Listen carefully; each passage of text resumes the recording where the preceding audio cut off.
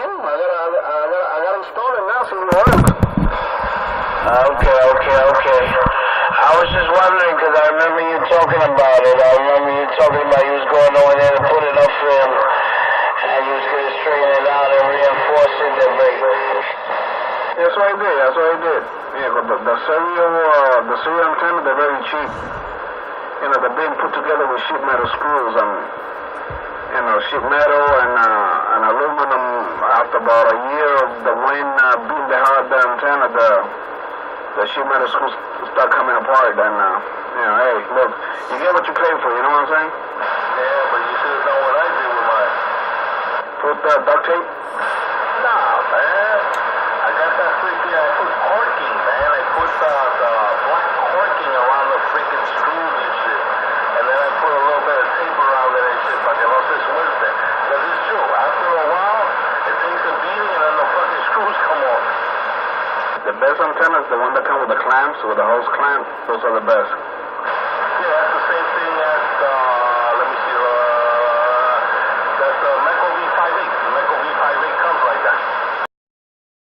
You could take a cheap antenna like Silver and you could, you know, you go to Home Depot and, you know, upgrade it with the clamps or, you know, stainless steel clamps and, you know, but you gotta cut that little slit so the clamps could tighten up and, you know, you do a lot of improvement to the antenna, but that's what the antenna only runs about $180. And like I said, you get what you pay for, man, you know, and then after that you gotta improve it, right? Because now you put it with the sheet metal screws and about a year later you gotta bring it back down.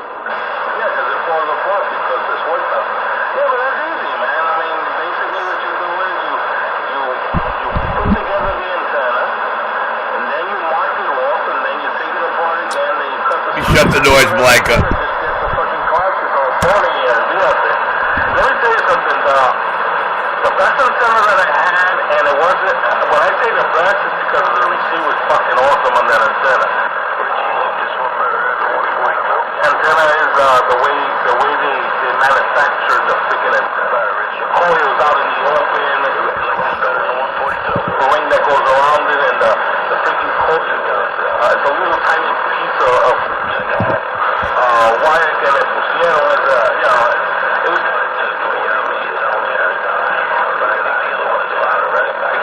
I ain't gonna fuck.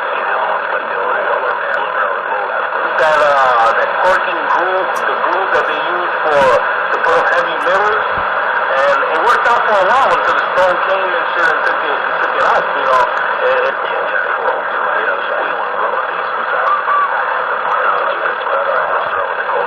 was gone. Wow. The aluminum weld, all the elements. You know, the aluminum weld, all the elements, so I don't got sheet metal screws, so everything's welded, no clamps, no nothing, everything is one piece. So I gotta take the whole antenna like in a couple of pieces, and then I put it together on the boom. But yeah, he welded the whole thing, so he eliminated all the screws. Yeah, that's good with a breaker out there. That sounds real good. Me per se, I'm gonna have to eventually, like in the middle of the summer, I have to go out there and bring the fucking thing back down anyway, because I gotta get it ready again now for the winter, which if we get another storm, it's gonna be gone. Pick up that breaker. Right, China, go ahead.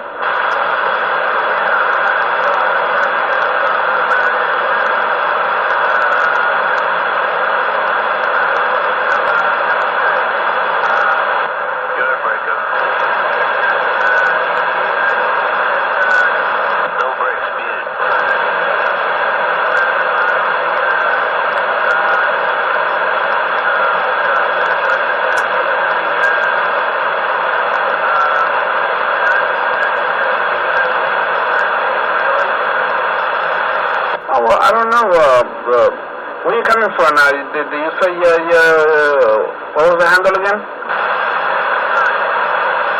Yeah, so now, where are you? I didn't get it, you got like a squeal. Alright, it's gone now. Where are you? You're fading off of me a little bit, and you seem to be coming far off. Are you in North America? Go ahead.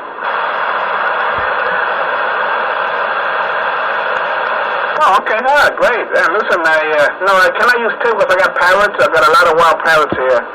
and they eat up the insulation on the tape. I'm over here in Australia, in Kingston, right?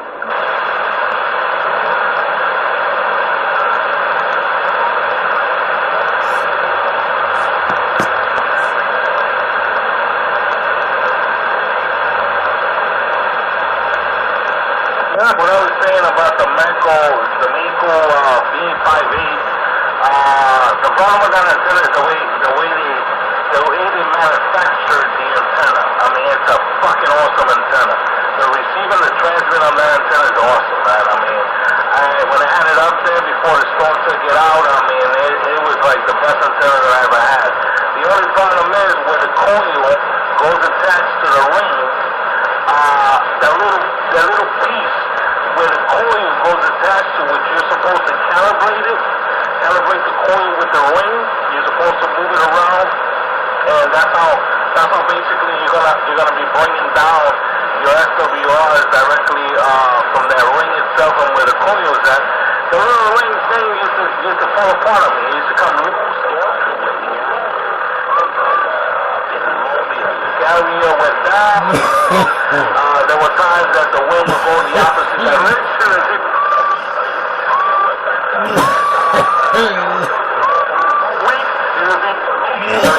The following week, you see, I get a nice storm and it moves it again. My normal carrier, so it was a pain in the ass, man. So it was a beautiful antenna. If they would have just manufactured where the coil was at a little bit better, do something more stable, it would have been a real nice antenna you should have up there. But it didn't take a beating when the storm came through. The storm broke it from the base itself, so it's gone. Thank God that at that moment I was using my ham radio, and my ham radio, when I transmit it, automatically I have an icon and she shuts down herself automatically. That's how I discovered that there was a problem when I went up there to look. All I had was the bottom base. The top, everything was already gone.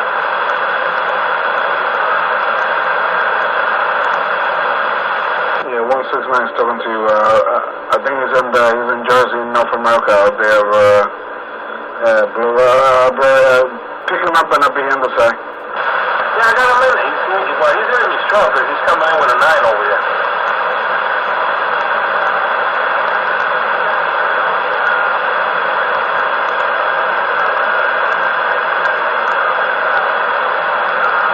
Tell him you're in Puerto Rico, he believe it.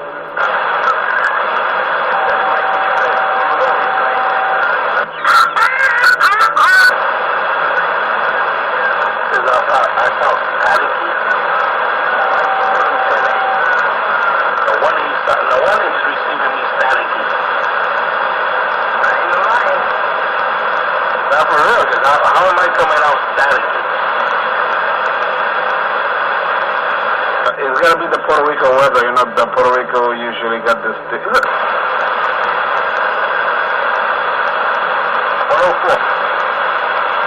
Yeah. How do you receive me over there, my audio? I don't sound staticky. Yes, you do. No, you sound good. I think 169 got a little bit of a problem with the parrots. Oh no, well I got problems with eagles over here. Last year they were fucking they were on top of they were perching themselves on top of my coax cable, and they would stick their fucking nails into it and shit, and they were ripping out the freaking the plastic off the coax cable. Oh, okay. So you know they do that. But parrots do that a lot also, man. If you got parrots all over the place, yeah, they start you in the insulation, you will have no antenna after a while. Oh, we do have, but we starting to get, at first, like, last year we used to get like maybe 1 or 2.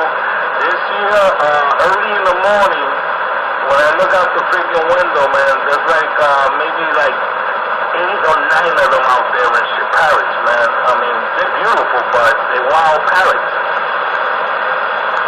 You know what this guy did in Tremont? I don't know whether he managed to take about 10 of them, and he had them in a cage. He was selling them in Tremont Avenue. Oh, for real? Yeah.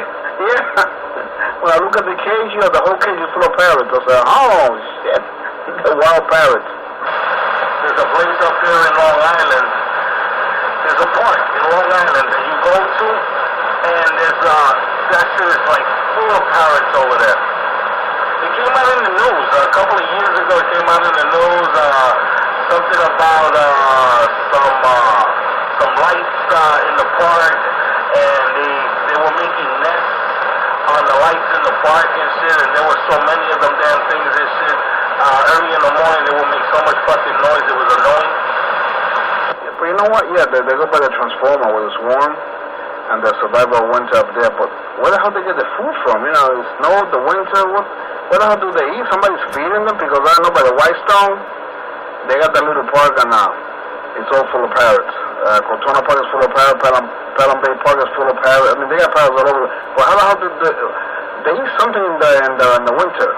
I don't know what it is, but yeah, they perch in the transformers, and they stay warm, and then I don't know how the hell they get their food. Well, I'll tell you one thing, they adapt. They adapt to the weather. I mean, if they're born here, where we get summer and winter, I guess they adapt to that. I mean, over here, talking about the